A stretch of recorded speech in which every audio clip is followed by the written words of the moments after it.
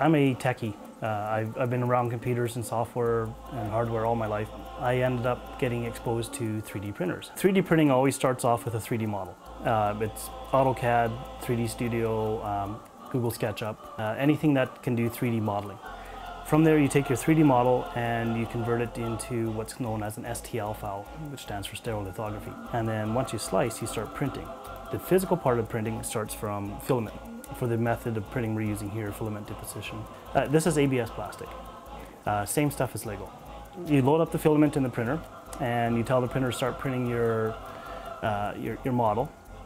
And once it does that, it pinches this and feeds it down into the hot nozzle. And at that point, it's just like a hot glue gun. And it just moves the nozzle around where it needs to go. And the slicing software takes the mesh and breaks it down layer by layer and figures out how to move the heads around each layer to fill in the gap in the area. The structure is as strong as we want it to be. We can make it solid plastic, so 100% fill, or we can make it hollow with 0% fill. So we can do prototyping as well. Something such as a house, where anything from a AutoCAD file, export that to the STL file, and we can print it out. Interior designers can use this as well, home builders, whatever, to show here's what your house looks like.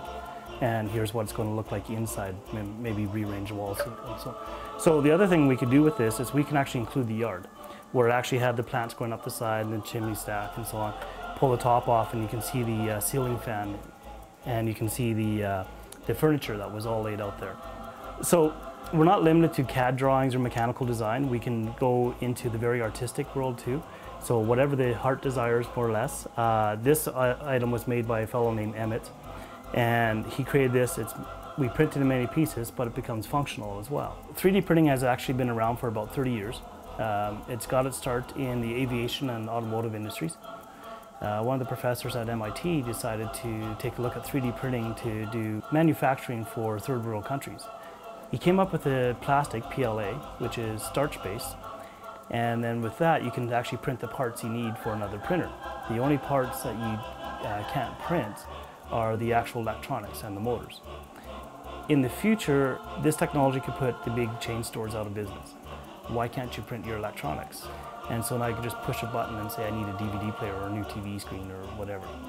They've rebuilt a woman's jaw using laser sintering, and so she has a titanium jaw that was 3D printed. When we look forward to where this is going, it's pretty amazing of what we could do with it. Just the technology itself is the answer. This is what it's for.